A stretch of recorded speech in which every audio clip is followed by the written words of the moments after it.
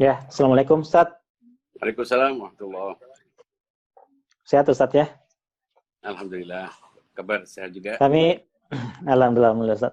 Minta maaf akan menyita waktu antum barang setengah jam atau 1 jam ke depan untuk membahas tema yang telah kita sampaikan ke teman-teman mengenai agama, apakah memang punya doktrin atau landasan sehingga kekerasan mengatasnamakan agama itu kerap kali terjadi.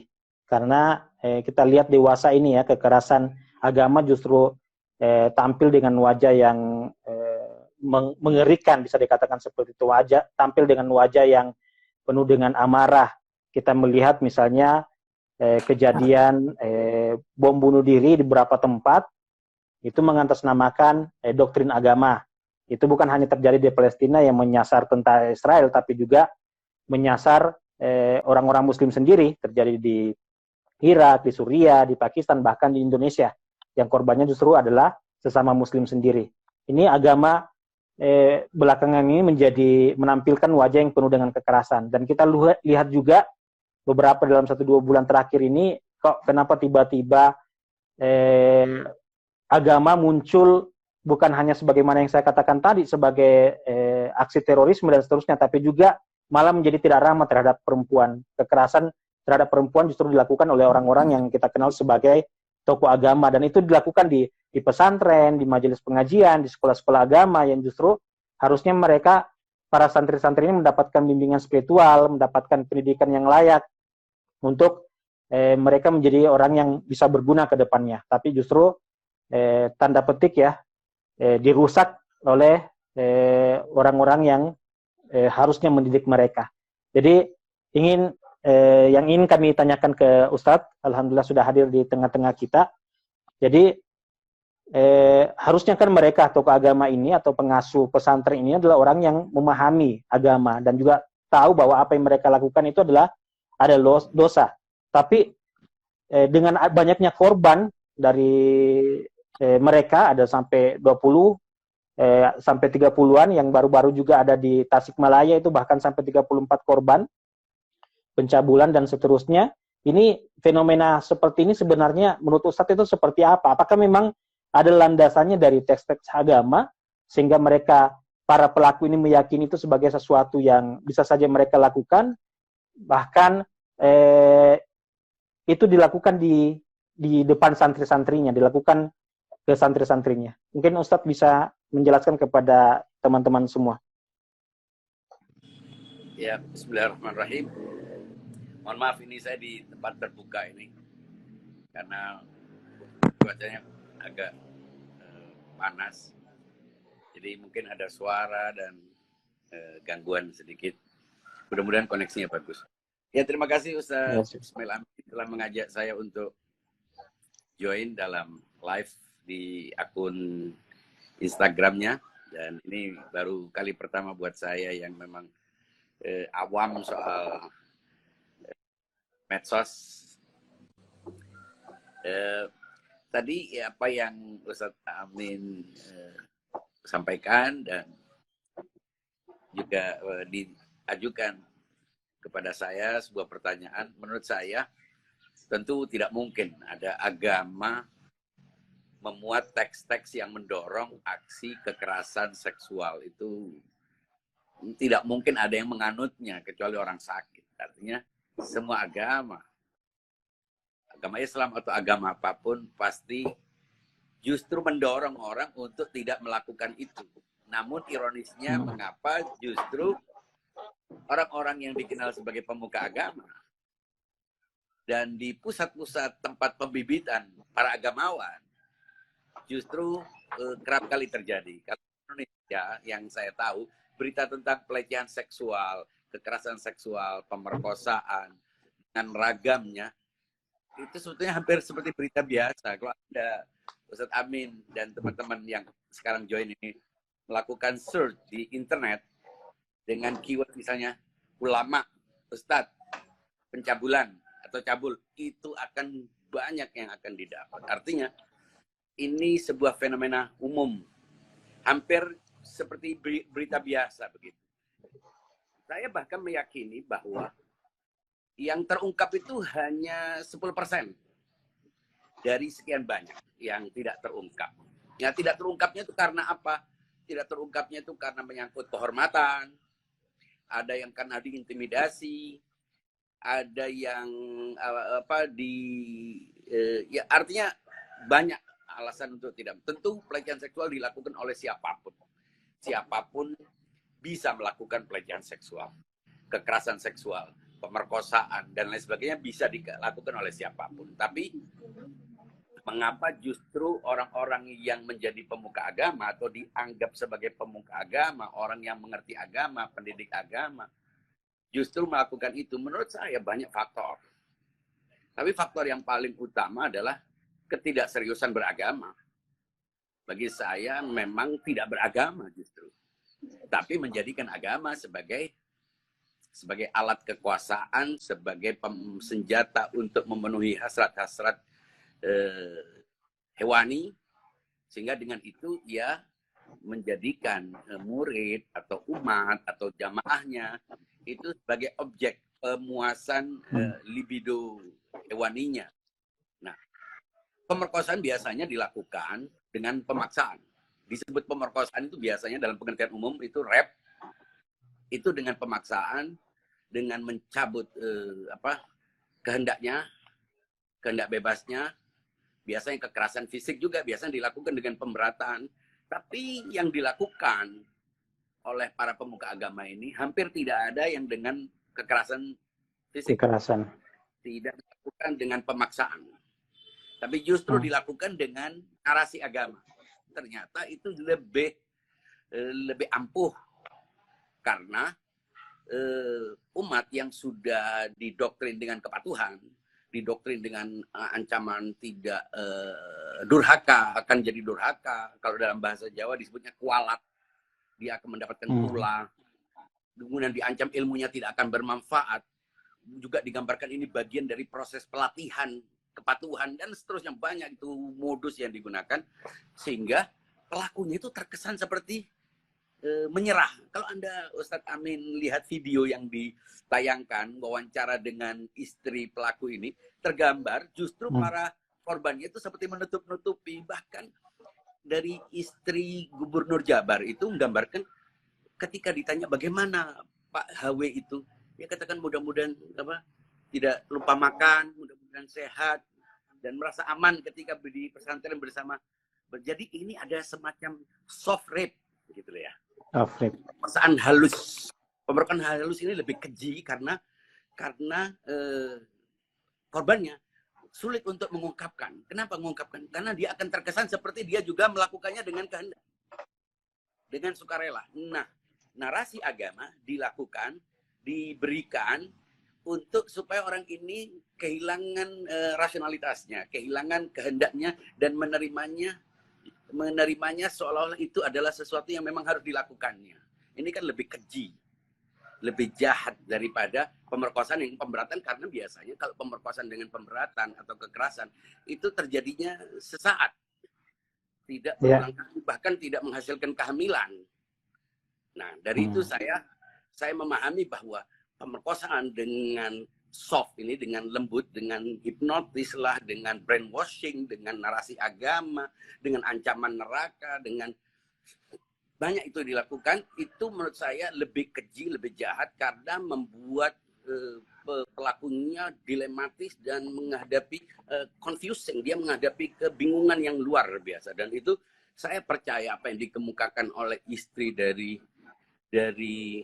Gubernur Jabar itu, bahwa dia melihat para korban itu, santriwati itu seperti menutupi sesuatu, bukan karena mereka menghendakinya, tapi mereka menerimanya sebagai sebuah kemestian yang harus diterima. Jadi mereka diperlakukan sebagai budak. Jadi ini soft rape itu adalah perbudakan, di mana korbannya pasrah. Itu kan pernah Anda melihat korban melihat singa atau melihat binatang yang buas, itu korbannya tidak bisa lari. Bukan dia tidak mau lari, tapi dia kehilangan inisiatif untuk lari. Dan ketika sudah terjadi, justru itu akan digunakan oleh pelaku untuk mengintimidasinya. Jadi ini daripada nanti begini, akhirnya dia secara tidak langsung dia juga dia bekerja sama di saat dia tidak punya pilihan, dia tidak punya kematangan, dewasa dan lain sebagainya. Dia bergantung secara finansial. Ini semuanya dilakukan dengan secara sistemik oleh pelaku ini. Tapi menurut saya bukan pelaku ini saja. Hampir semua orang-orang yang menggunakan, yang berada dalam posisi agamawan atau posisi sosial yang lebih tinggi, mereka melakukan ini. Hanya saja kalau orang punya uang, biasanya dengan uang. Itu lebih bisa dirasakan manfaatnya lah minimal, walaupun itu sama-sama kejinya.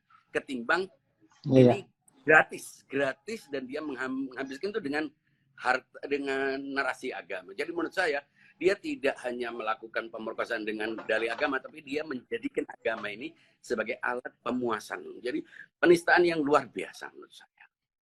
Iya, soft rape ini seperti banyak orang. Karena selama ini pemerkosaan itu kesannya keras dan itu banyak terjadi. Banyak sekali pemerkosaan yang akhirnya pelaku itu sepertinya baru sadar ketika dia sudah berada dalam posisi yang terjadi. Sulit. Ya, Ustaz.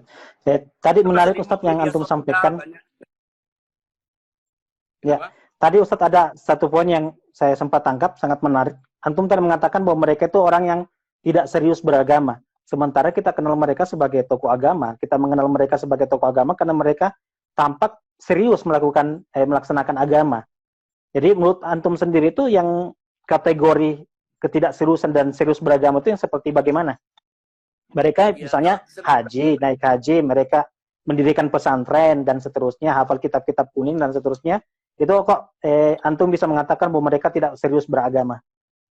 Itu kan mudah diketahui dari indikator perilaku. Banyak ibu-ibu, terutama ini ibu-ibu, orang-orang yang polos-polos atau orang yang merasa ingin menebus masa lalunya yang tidak memahami agama.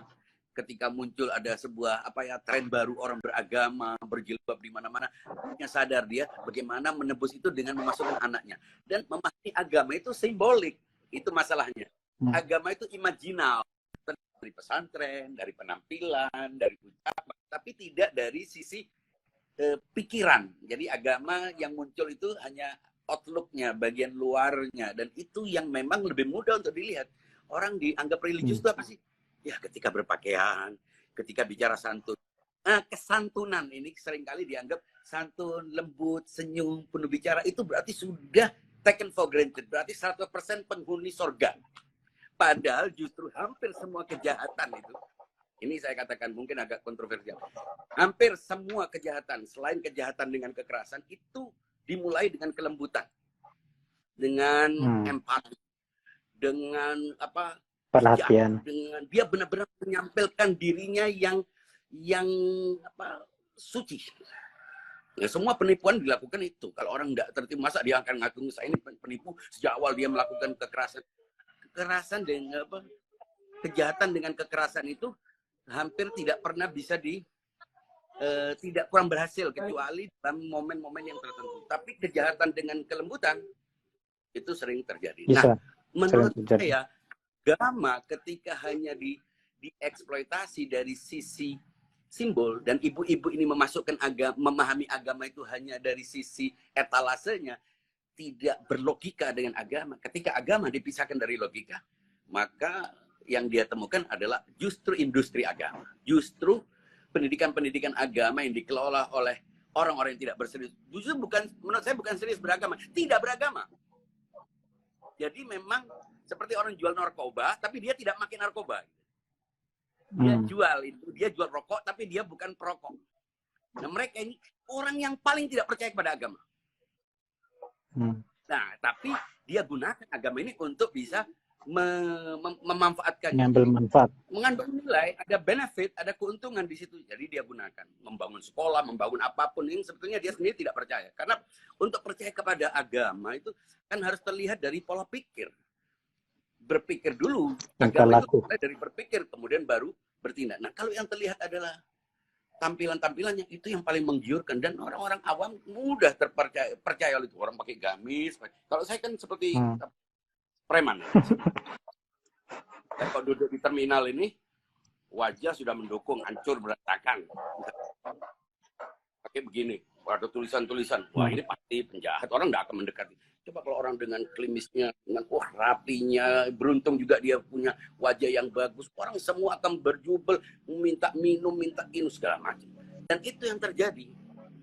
Sekarang orang bukan hanya itu, dukun cabul juga dianggap karena bisa menyembuhkan. Jadi kedokteran ini semua tidak ada artinya. Ternyata orang dengan air bisa menyembuhkan semua penyakit ini.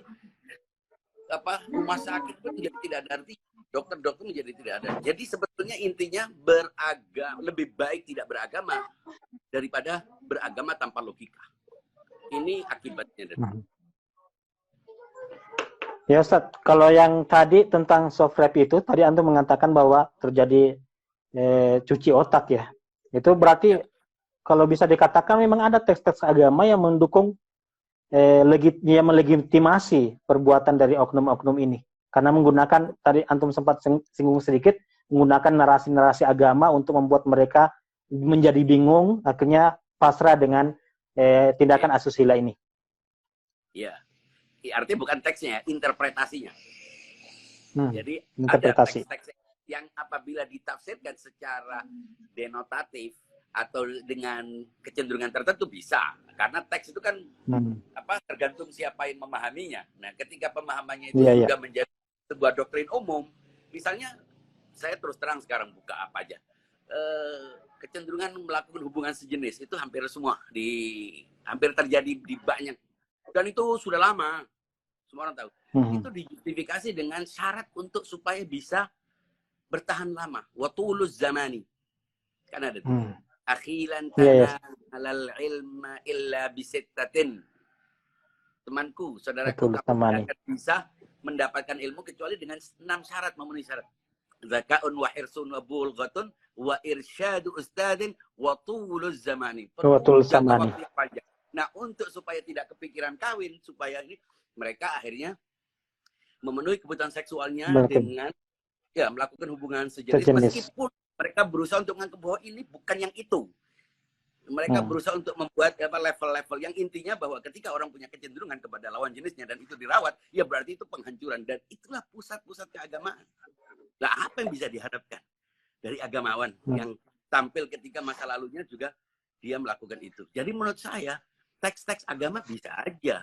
Atau tidak harus teks agama, teks-teks narasi-narasi yang dikaitkan dengan agama. Tidak, kalau dalam ayat suci Al-Quran atau hadis saya kira tidak mungkin. Tapi penafsirannya, misalnya makna kepatuhan, dilepaskan dari akal sehat. Jadi kepatuhan yang total, ini kan syirik sebetulnya. Makna syirik itu kepatuhan. Kita kepada orang tua kita saja tidak boleh taat total. Yang wajib itu adalah wabil walidaini ihsana, kita bersikap baik. Tapi kepatuhan kan tidak boleh. Di Al-Quran juga mengatakan, bila kamu disuruh untuk syirik, jangan patuhi. Nah, ini bukan hanya inilah ketika kepatuhan diberikan kepada orang-orang yang tidak punya manfaat. Nah, karena pemahaman terhadap agama yang irasional dan tidak adanya asas kompetensi dalam jenjang keulamaan, hierarki keulamaan, bagaimana sih kriteria orang ulama. Kan sekarang ini orang asal dia anaknya kiai, anaknya habib, bisa ngomong, bekal waktu dia menjadi sopir di Saudi sana bisa ngomong bahasa Arab, besok dia sudah buka majelis taklim amma ba'du. Semudah itu, dan orang pun nerimanya. Jadi hancurnya asas kompetensi, dan ini sudah diprediksi terutama di sosial media, di era medsos ini. Semua orang dengan bekal balighu anni walau ayah, kan ada hadisnya itu, sampai ke walau satu ayat. Wah, walaupun satu ayat. Pasien dan dokternya ini sama jumlahnya. Sampai stok ulama sudah melebihi permintaan pasar. Semua orang menjadi ulama. Hanya dengan modal satu ayat, kadang-kadang terjemahan juga nggak penting. Dan ini dimanfaatkan oleh orang-orang yang memang tidak percaya agama, justru menjadikan agama sebagai bisnis. Orang mengeksploitasi. Dan bagi saya, orang-orang yang sudah jelas melakukan kejahatan itu bukan hanya tidak serius beragama. Mereka tidak percaya agama, tidak beragama. Mereka memanfaatkan agama itu. Kalau orang agnostik, ateis itu justru menurut saya lebih gentle. Lebih gentle. Bahkan sebagian mereka, kalau kita lihat orang beragama, ada orang beragama berbuat baik. Ada orang tidak beragama juga berbuat baik. Ada orang beragama berbuat buruk, ada orang tidak beragama berbuat buruk. Lalu pengaruhnya agama ini apa? Menurut saya persoalannya ketika tadi itu agama tidak dipahami secara substansial, hanya formal, hanya simbolik. Kedua, tidak adanya kepatuhan kepada asas kompetensi, tidak ada kriteria ulama, agamawan, ustadz, habib, kiai, itu siapa saja bisa. Ya menurut saya ini adalah efek yang niscaya. Itu menurut saya. Nah, jadi bagaimana kalau ya silakan. Ya, Ustaz, lanjutkan. Silakan lanjutkan. Itu kemarin ada Permendikbud sempat jadi isu yang ramai dibicarakan.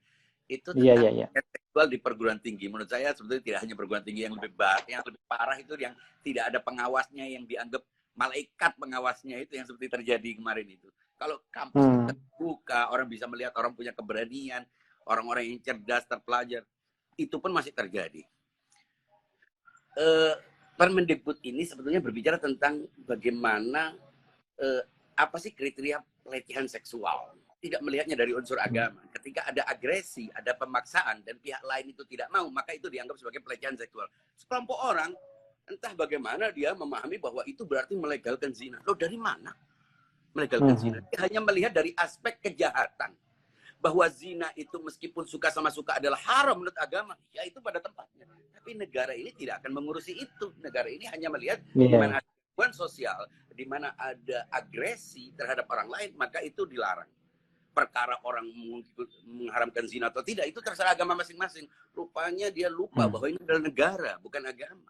Nah, dari situlah muncul kritik terhadap Permendikbud yang menurut saya bukan hanya perlu didukung, tapi perlu diperluas tidak hanya pada perguruan tinggi, tapi semua lembaga pendidikan. Semua. Termasuk pendidikan agama. Yes.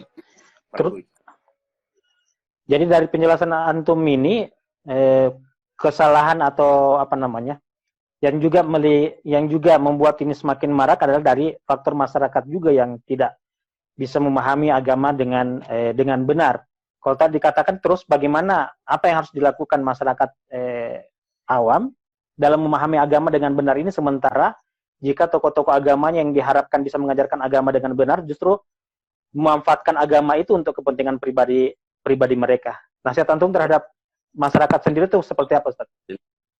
Menurut saya kalau masih tidak ada kepastian bahwa ini apakah lembaga agama yang benar-benar safe, aman, dan ini adalah agamawan yang benar-benar bisa, lebih baiknya tidak perlu belajar agama, belajar di rumah, bisa dari internet, kurangi jumlah ulama. Kita harus kembalikan kemuliaan agama ini dengan melihat agama itu pada posisinya yang sakral, kemudian tidak gampang memberikan atribut ulama, ustadz, ini dan sebagainya. Itu sama dengan pasien melantik dokter.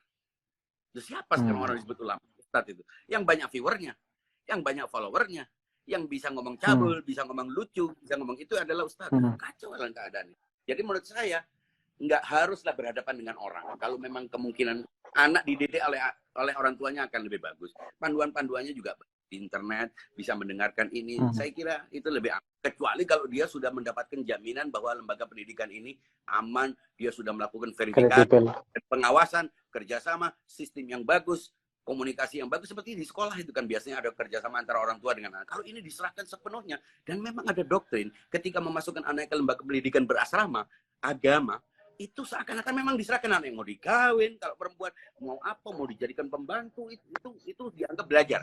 Saya juga heran, apa hubungannya menjadi babu di rumahnya seorang agamawan, lalu berarti dia mendapatkan ilmu. Ilmu apa? Ternyata ilmu fathah kasroh domang, yang sebetulnya tidak terlalu signifikan. Ya.